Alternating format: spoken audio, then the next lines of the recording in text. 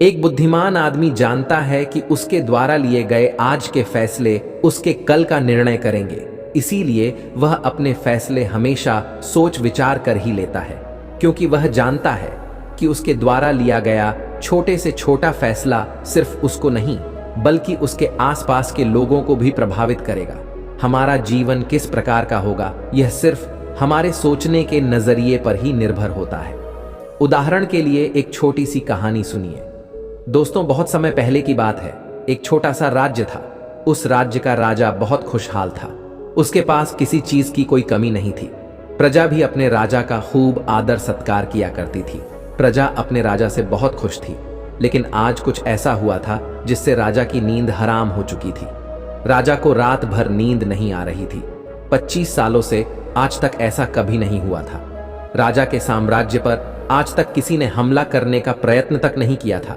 लेकिन आज पड़ोसी राज्य ने इस छोटे से राज्य पर आक्रमण कर दिया और आज राजा को अपने 25 साल पहले के वह दिन याद आने लगे जब वह एक राजा ना होकर केवल एक सेनापति था और वह अपनी राजा की आज्ञा का पालन करते हुए युद्ध की तैयारियां कर रहा था। लेकिन उस वक्त उसके मन में कोई शंका नहीं थी, किसी चीज का निर्णय नहीं लेना था, इसलिए वह चैन से उन चीजों की तैयारियों में जुटा था। राजा बहुत दुविधा में था। उसे समझ नहीं आ रहा था कि आखिर वह अपने साम्राज्य को किस तरह से किसी और राजा के हाथों में सौंप दे, जिस साम्राज्य को हासिल करने के लिए उसने दिन रात एक कर दिया। कई लोगों को धोखा दिया, कई लोगों को पीड़ा दी, कई लोगों को कष्ट दिया, कई प्रकार की राजनीति रची, कई प्रकार के षड्यंत्र रचे। इतनी सारी मेहनत करने के बाद जब उसे राजा का सिंहासन प्राप्त हुआ है, उस सिंहासन को, उस साम्राज्य को वह अपने हाथों किसी और को कैसे थमा दे। राजा को कुछ भी समझ नहीं आ रहा था कि वह क्या करे। वह बहुत चिंतित था, परेशान था, करवटें बदल रहा था, लेकिन उसे कोई तरीका सूझ ही नहीं रहा था। राजा यह बात बहुत अच्छी तरह से जानता था कि बात केवल मेरी नहीं है, इस पूरे साम्राज्य की है। राजा ध्यान करना जानता था। वह बार बार ध्यान करने का प्रयास भी कर रहा था ताकि वह शांत हो सके, उसका मन शांत हो सके और वह अपनी अंतरात्मा की आवाज सुन सके। उसने कई बार प्रयास किया, लेकिन हर बार उसे असफलता ही हाथ लगी। वह अपने मन की आवाज अर्थात अपनी अंतरात्मा की आवाज सुनने में असफल रहा, जिस कारण वह बहुत परेशान था, चिंतित था और बहुत दुविधा में था। वह समझ नहीं पा रहा था कि आखिर वह क्या फैसला करे और उसके पास बहुत कम समय भी बचा हुआ था। केवल उसके पास आज रात का ही समय था। कल सुबह पड़ोसी राज्य का राजा उस पर आक्रमण कर देगा। यदि वह केवल अपने लिए फैसला करता है तो इस साम्राज्य के लाखों लोगों की जान पर बना सकती है, और यदि वह इस पूरे साम्राज्य के लिए सोचता है तो उसे पड़ोसी राज्य के राजा के सामने झुकना होगा, उनका सम्मान करना होगा और अपने हाथों इस साम्राज्य को उन्हें सौंपना होगा। राजा बेहद दुविधा में था, अत्यधिक परेशान था। आखिरकार वह अपने महल की छत पर पहुंचा, जहां ठंडी ठंडी हवाएं बह रही थीं। रात का समय था, चारों तरफ सन्नाटा था, खामोशी थी। राजा ने छत पर पहुंचकर आसमान की तरफ देखा। आसमान में एक पक्षी निडर होकर उड़ रहा था, अपनी ही मस्ती में। अपने ही अंदाज में उसे रोकने वाला कोई न था। उस पक्षी को देखकर राजा को यह एहसास हुआ कि जब तक कोई व्यक्ति अकेला होता है तब तक वह मस्त होता है, अपने में खोया हुआ होता है। उसे किसी प्रकार की कोई जिम्मेदारी नहीं उठानी पड़ती। वह जब चाहे जैसा चाहे वैसा फैसला ले सकता है। लेकिन जब हमारे सर पर जिम्मेदारी आ जाती है तो फिर एक आदमी अपना अकेलापन, अपनी मस्ती, अपनी आजादी खो बैठता है, क्योंकि उसके सर पर जिम्मेदारियां हैं। उसे हर एक चीज देखनी है, समझनी है, और ऐसे बहुत से लोगों को सोच समझकर ही कोई निर्णय लेना है। काफी समय बीत चुका था और अब तक राजा ने कोई निर्णय नहीं लिया था, और जब राजा को कोई भी रास्ता नजर न आया तो वह अपना घोड़ा लेकर अपने गुरु के आश्रम की ओर निकल पड़ा। राजा के गुरु भी बहुत सख्त थे।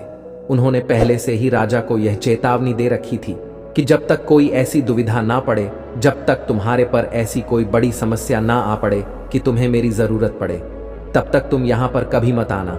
राजा अपना घोड़ा लेकर आश्रम पहुंचा। वहां पर जब उसने देखा तो उसके गुरु ध्यान में लीन थे।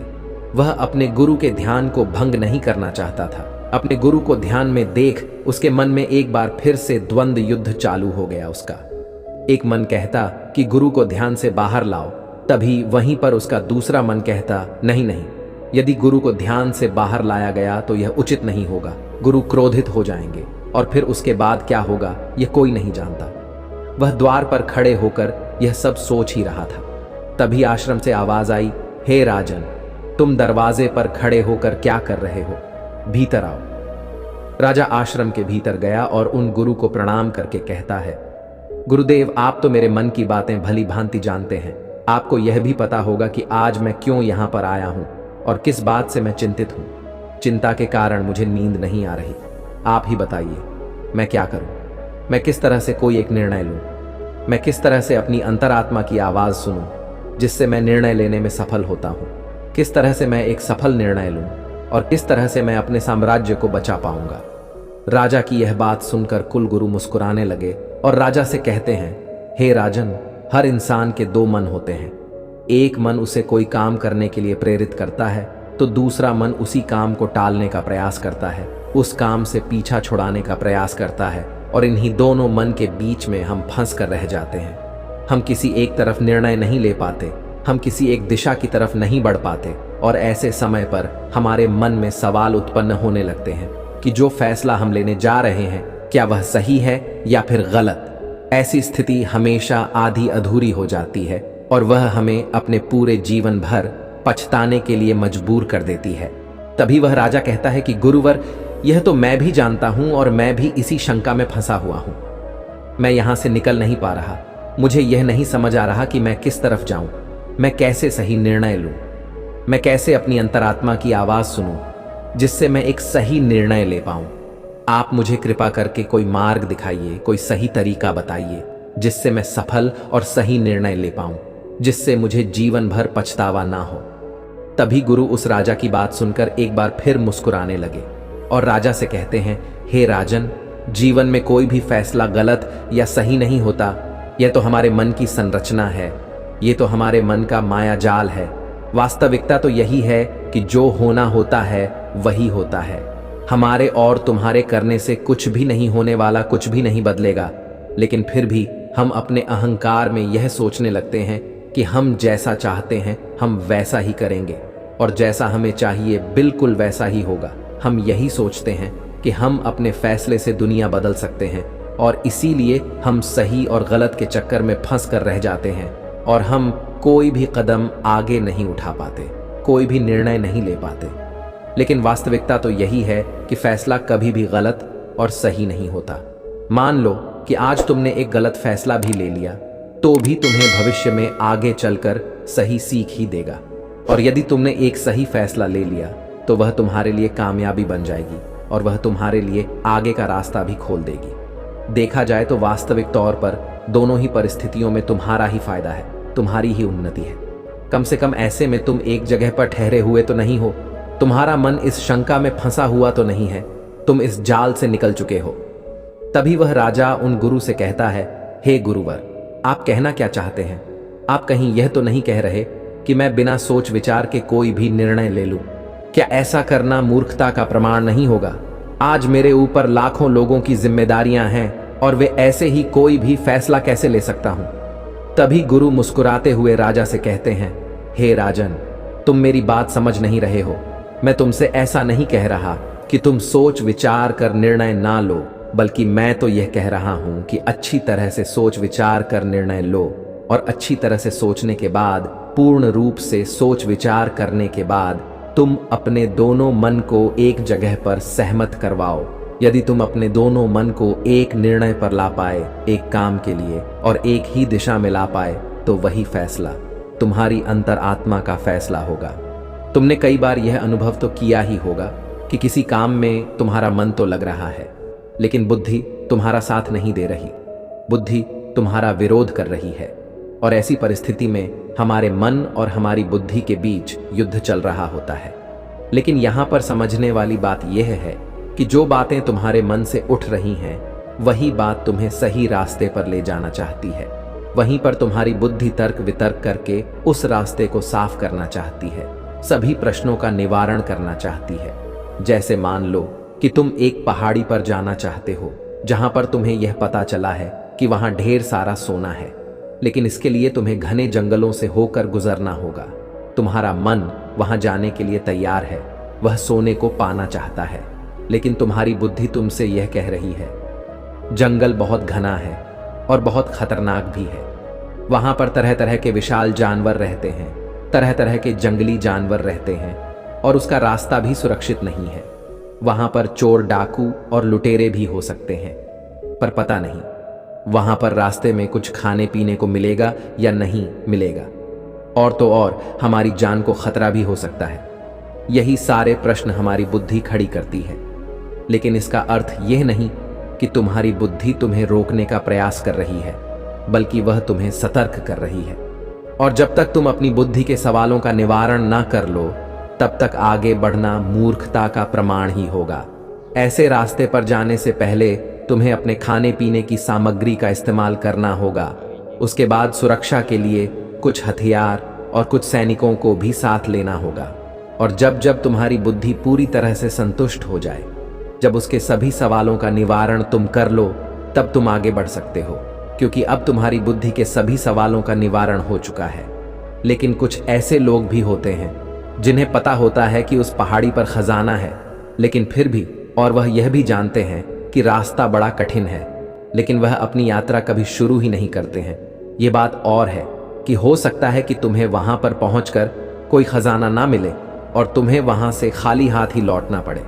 लेकिन तुम्हें इस सत्य को भी जान लेना आवश्यक है कि जो होना होता है वही होता है, उसका अफसोस करके कोई मतलब नहीं।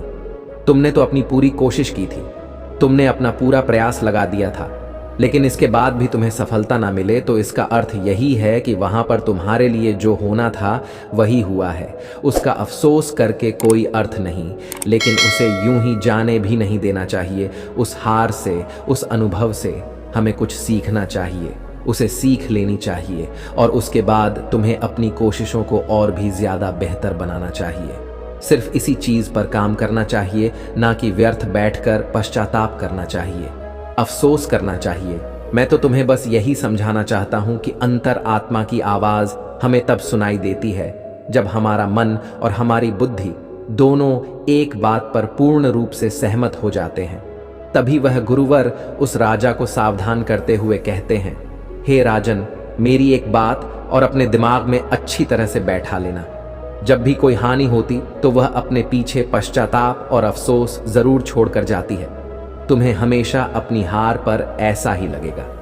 यदि मैंने कुछ ऐसा कर दिया होता तो शायद मैं सफल हो गया होता, और यही पश्चाताप, यही अफसोस तुम्हें हर काम के पीछे नजर आएगा जिस काम में तुम असफल हुए हो।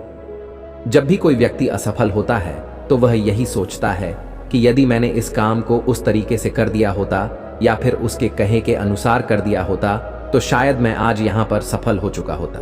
लेकिन वास्तविकता तो यही है कि तुम्हें कभी भी इस बात का एहसास नहीं होने देगी कि तुम्हारे साथ क्या तय किया गया है और तुम्हारे साथ क्या होने वाला है।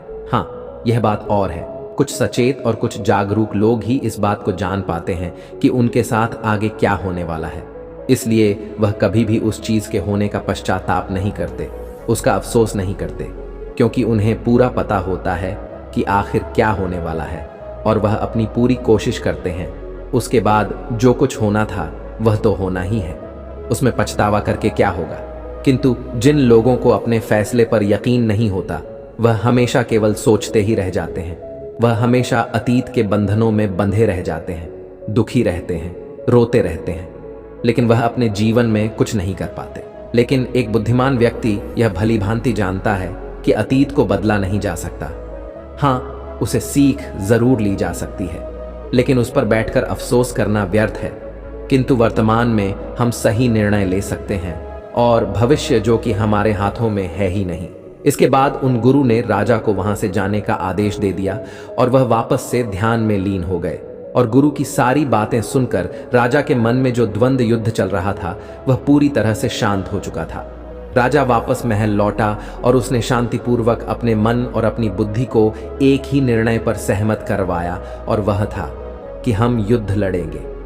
जब राजा के मन से यह निर्णय उठा तो उसकी बुद्धि ने उसके सामने कई प्रकार के सवाल उत्पन्न कर दिए, जैसे कि हमारी सेना बहुत छोटी है, हम उनके सामने टिक नहीं पाएंगे, और पड़ोसी राज्य के पास एक विशाल सेना है जो हमें चुटकियों में मसल सकती है।